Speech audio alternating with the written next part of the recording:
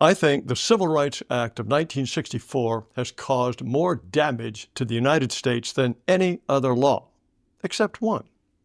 And that one, here's a hint, was passed 1 year later in 1965. The Civil Rights Act banned private sector discrimination. An employer can't reserve jobs only for whites or men, say, and a restaurant or hotel can't refuse to serve people because of race, sex, religion, national origin, etc.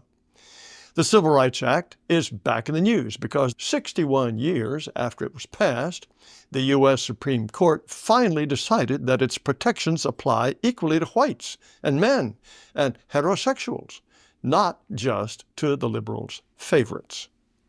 The case was brought by a woman who worked for the Ohio Department of Youth Services. Just look at its homepage.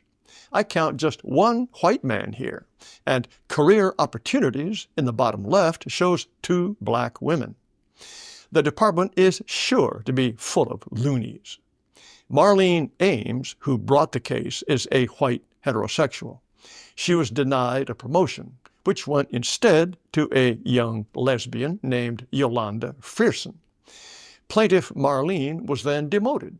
That was a $40,000 a year pay cut, and her replacement was a young homosexual named Alex, who had been her protege. The direct supervisor who demoted Marlene was Janine Trim, a black lesbian. Ryan Guys, who was also involved in the decisions, is a white hetero, and Julie Walburn, also involved, is another white hetero. Marlene Ames sued, claiming she was mistreated because she is heterosexual, although I suspect being white didn't help either. The Ohio trial court and the appeals court recognized that if she'd been a minority, black or lesbian, her complaint would be strong enough to file suit. But since she was not a minority, she had to have better arguments. She had to show background circumstances to support the suspicion that the defendant is that unusual employer who discriminates against the majority. The theory is that discrimination against whites or men or heteros is so rare, so improbable, so unlikely that plaintiffs must have additional evidence of this scarcely believable man-bites-dog claim. This is absurd. For years, anti-majority discrimination has been widespread, often obligatory. That's what affirmative action and DEI are all about. The Supreme Court ruling noted that added proof to support a claim of discrimination against a majority person could be evidence that a member of the relevant minority group, here gay people, made the employment decision at issue, or with statistical evidence showing a pattern of discrimination against members of the majority group.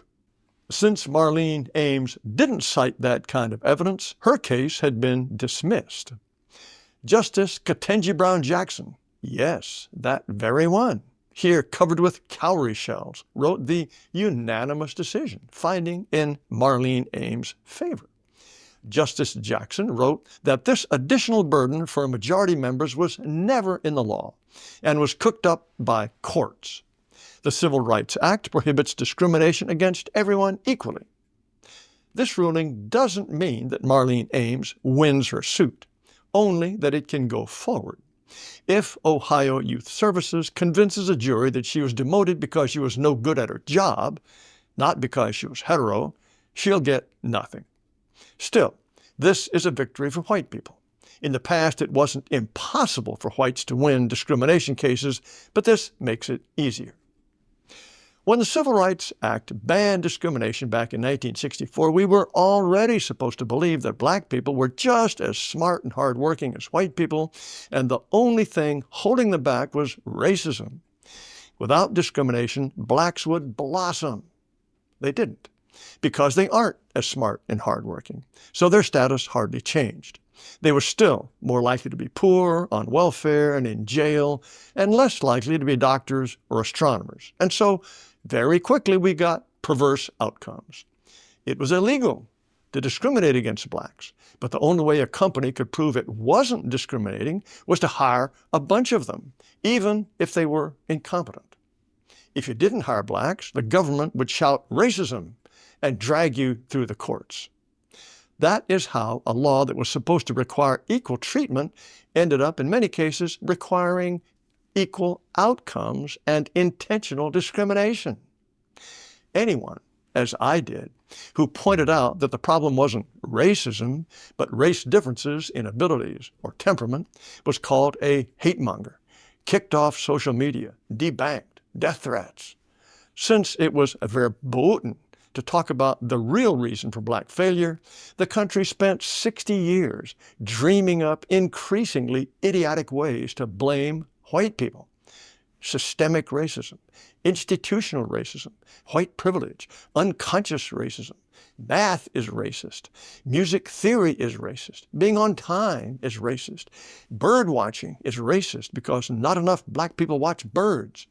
And of course, it's the police who make black people commit crimes, so we have to get rid of the police. All this justified blatant anti-white hiring policies, DEI, and the preposterous idea that discrimination against whites is so rare that white plaintiffs need more proof of it than non-whites. Hispanics and American Indians and immigrants and homosexuals and transsexuals quickly became certified victims of the white supremacist, heteronormative, phallocratic, ableist power structure in which people like me ruthlessly exploit and oppress everyone else without even trying. So yes, this is a good court decision. People like me can claim discrimination, just like all the people I'm supposed to be grinding down. But the real problem is still a triple padlocked taboo. I want Donald Trump to appoint a blue ribbon committee to gather the data on race differences in IQ, time preference, criminality, and mental illness, and explain how nutty it is to expect every racial group to end up at the same level, and how vicious it is constantly to blame white people for things that aren't our fault. Imagine how the media would prance and roar and howl, but they'd be forced to deal with facts most Americans have never heard. It would be a wonder to behold. Does Mr. Trump have the backbone for that? No. But it's a pleasant thought, isn't it? Next week, I think I'll make a video on why the Civil Rights Act of 1964 should, or maybe shouldn't, be repealed.